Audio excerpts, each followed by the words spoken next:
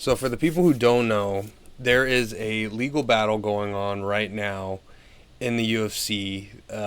It's about whether or not they're an antitrust or not, something along those lines. Basically, like whether or not they're a monopoly. And there's a lot of people involved in it, and it's kind of something that obviously is pretty quiet. You're only going to find out when there's like massive updates. But due to all of that, whenever there's a legal battle, a lot of people will come out and there'll be times where they're like, we need all these documents, we need all this paperwork and all this stuff. Now, because of that, Dana White and not Jon Jones, but Dana White and the upper management at the time, their text messages now, I guess the court subpoenaed them or something along those lines, and they have the text messages of this was back when Jon Jones, I guess Dana White and all those guys wanted him to fight against Gustafsson for a second time, but then Jon Jones wanted to fight against Daniel Cormier. Now, it was pretty funny because in the messages, Dana White is calling Jon Jones a punk and he needs to kind of like learn respect. And he thinks he's like overly valued in the UFC. And they were insinuating like, we're going to teach him a lesson. We're going to show him that we don't need him and he's a punk and all this stuff. And, I don't know if this is blowing people's minds because no matter what you're involved in, if you have a lot of like masculine men involved, this is always going to happen. This is behind closed doors. This is politics. These are, people, fighting for control, whether it's the, Dana and the management and the promotion people, and then you have the fighters who are involved, and there's always this constant struggle between, kind of like in anything, right? You got the business people, and then you have the workers, right? And there's always a battle between them. But it really just sounded like they were saying that Jon Jones was a dick, and he was kind of an a-hole. And obviously, any successful guy for the most part, especially when they're at their prime, that's the highest levels of their a-hole levels, if we're really thinking about it. And it makes sense. Like, if I had to take a side on this whole drama, I would probably believe that Dana and them were probably, having to deal with this guy who's been a big baby, and he decides who he wants to fight and all this stuff, instead of, him probably not wanting to take the hard fights, because he did take a beating in the Gustafsson fight. And then, for him to want to fight someone else and not give Gustafsson his rematch, it kind of does make sense, especially nowadays with seeing what Jon Jones is doing with Tom Aspinall. He doesn't want to take the hard fights. He just wants to sit back and take the easy, big money fights. And which is kind of funny how that is. But yeah, a lot of the easy fights are actually the big money fights too. Because it's the guys who are out of their prime who now have, after all these years, developed like a fan base and all this. And those are the guys that if you beat them, all of a sudden now you have this huge fan base. You have all this fame and all this stuff. But yeah, behind closed doors, a lot of these guys, I guarantee you, they don't like certain people. Dana he's basically a politician. Whenever the camera's out, he'll say this, he'll say that. Jon Jones is the GOAT. But again, they're only saying that because that's what the money is. Jon Jones is the brand. They want to make him the Michael Jordan of the UFC and all this stuff. And who knows what they'll do? They'll do something with him at some point. He'll have something like some MMA gloves or something. That'll be like, I don't know, maybe they'll put like a lion on them and call them the JJs or something. And that'll be his thing. And they'll try to like market him as like he's not the fighter anymore, but now he's like, this is one of the best fighters ever, and they'll try to like put him out there in that way. But yeah, while he was champion though, they probably didn't like the guy. He was, definitely. I mean, if you met Jon Jones in person, he'd probably be really nice. But when it comes to like people that he's involved with, he always needs to be better than everybody that's around him. So that's kind of a toxic individual. Um, you know, and a lot of people that you think are friends, in real life, like you see some people you think they're friends, But then, if you could look at their text messages with other people about that guy, you kind of find out it's a little bit different. I've kind of noticed that a lot of people seem to be kind of, surprised by all this because they think Jon Jones and Dana White are just like really, really tight. But again, it's, there's no way it's like that. I guarantee you all these guys are talking smack. But I guess at the end of the day, you have to think like who deserves it though. Because you could talk smack about anybody, but like who really deserves it? And I'm thinking, if I had to take a side on it, probably Dana White. I'm sure there was a lot of fights that they offered to John, and he was just like, I'm not taking this, I'm not taking that, and I deserve this, and I deserve that. And they were just like, this is getting out of hand. And that's why they were like, calling him all this punk and all this stuff. And, that's the scary thing about legal battles because, if you're very outspoken on your phone and you're texting this and you're emailing that, a lot of that stuff could get pulled up at some point. Like if something happens, next thing you know, the courts, they need to see all the stuff. And, now it's sort of embarrassing. And, this is what's happening. What's happening is now, Dana and these guys, a lot of their text messages, their emails, all this stuff's being brought up because, well, for some reason the courts need to see it. And now it's getting kind of embarrassing because now this information has fallen into our laps now, and we get to sit back and see the tiniest piece of what is actually going on. And it's what you would think, I guess. If you're a kid, maybe you think, oh, I saw a photo of them shaking hands and it looks like they're best friends. But when you're a little bit older, you realize that isn't kind of how the world works. But it is pretty funny. I do think it's very funny that it just so happened to happen now because, again, this is at a time that Jon Jones and the UFC and Dana, they seem to be at their tightest, right? It seems like because they're not calling Jon Jones like the greatest light heavyweight champion of all time. They're calling him he's the GOAT now. And that is something that they're trying to put out there. He is the greatest of all time. And they're, because they're doing it for themselves. They're like, we need to have these legendary figures because a lot of these guys are, on the brink of retiring. And because, a lot of these guys, they were fighting at like 20 years old, 20, whatever. I don't remember how old Jon Jones was, but again, he was the youngest champion of all time. And then he comes in and, now he's however old. And, he definitely has an interesting,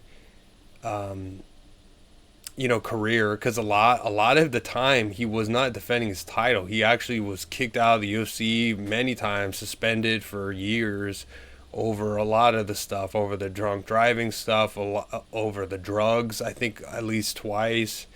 He's had a very chaotic reign as a champion, but at the same time, he did also defeat a lot of people. He took out a lot of people. So I could see why the UFC loves him and also hates him because he'll come in and he'll beat up a lot of guys. He'll finish them. But then at the same time, his personal life is so chaotic, it got to a point where it started affecting him career-wise. And then it's like, okay, well, now we need to suspend him because he did all this stuff. And then that's going to cause you problems because it's one thing to have a champion. And then you're like, okay, let's find guys who are going to give him a challenge, right? But then now he's getting suspended for all these other reasons. And then you're like, but we put so much effort into this guy and we put so much PR into him. And now it's like going down the drain because he's just falling apart. And now you got to get a new champion. But then Jon Jones wants to come back. And then it's like, because I could see you have to put a lot of effort into these guys. You have to build them up marketing wise.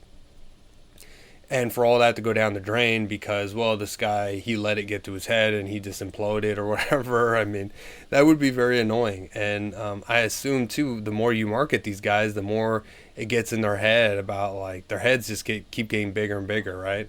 And then now they're, like, toxic debris around because these guys think, well, they are the UFC. Without them, like, this whole thing would go under. But, I really don't think we'll ever live in an era anymore where you'll see a champion who will be champion for 10 years. Or, I mean, let's say Jon Jones was champion from 24 to 34. I think George St. Pierre was champion for a pretty long while. He definitely had his own reign. Some of these guys, Anderson Silva was there for a while. Different champions were there for a while, but I don't think we're going to be in that area anymore. I've seen that guys are getting better and better and better gradually to the point where you're going to be seeing like these weird situations now where you have multiple guys, like top five guys, and each guy is kind of like, I beat you, you beat me, kind of a rock paper scissors situation. And you kind of see that in lightweight right now. Now we see that Islam is kind of like, okay, he's the guy who he's rock, he's paper, and he's scissors, so he could take out most of these guys. But will we ever see a Jon Jones, like a dominant champion, finishing all these guys and being champion for like 10 years? I mean,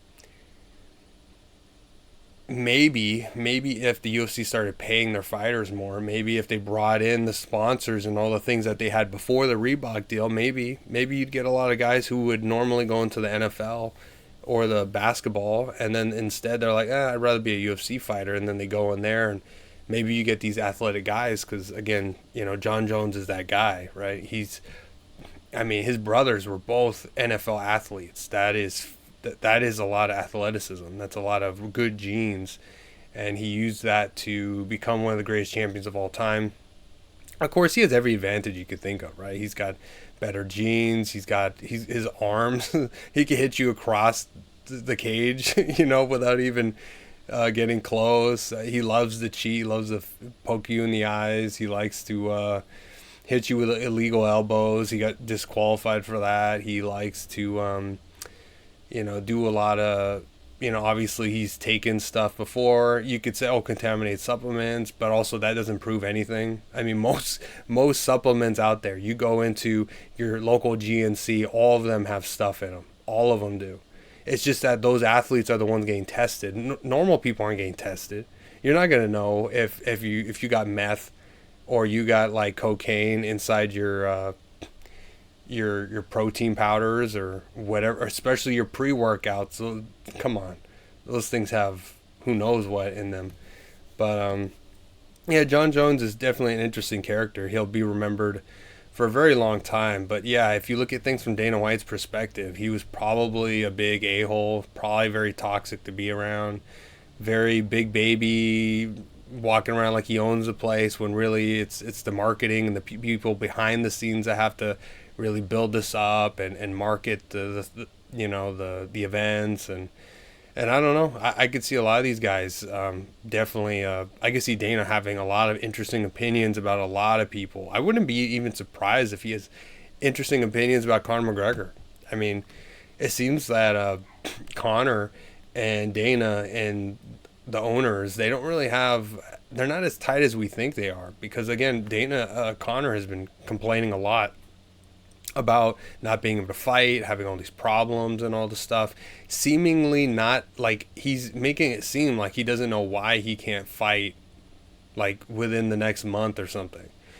And that seems absolutely bizarre, right? Because Dana and these people have said he needs to go through all the testing and stuff, and then he's acting like he doesn't know what's going on. It's a bizarre situation. I mean, I don't know if he wants Brock Lesnar treatment or something where basically he'll just pass through all the tests without taking them because, well, the event needs it or whatever. But either way, yeah, a lot of these people, I would understand if you saw their text messages about each other, you'd probably see some very interesting stuff. But that's just how the world works, and I'm very excited to kind of see how this whole antitrust thing keeps going because. This is only good for the fighters. It's only good for the fighters. It's bad if you're the UFC or these people and you just want to lock everything down and control everything. But it's only good for the fighters. It's only good for the people. I think if they had more big promotions, kind of similar to one, it really sucks that Bellator is gone now.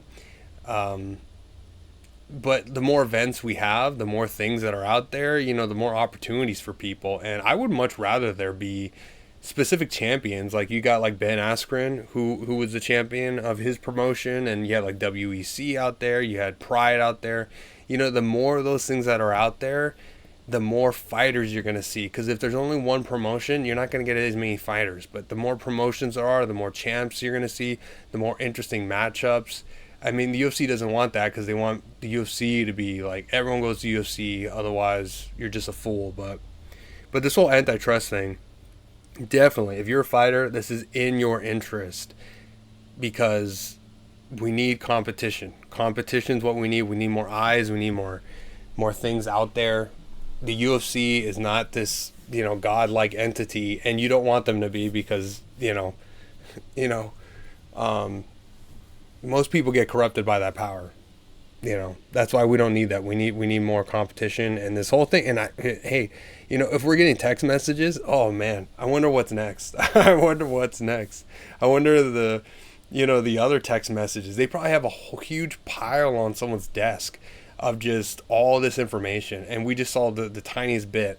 So I'm really excited to see how this whole antitrust thing kind of goes out there on a financial level, but also on a drama level. I think this would be really, really fun. So I'm excited, and yeah, I'll see you guys on the next one.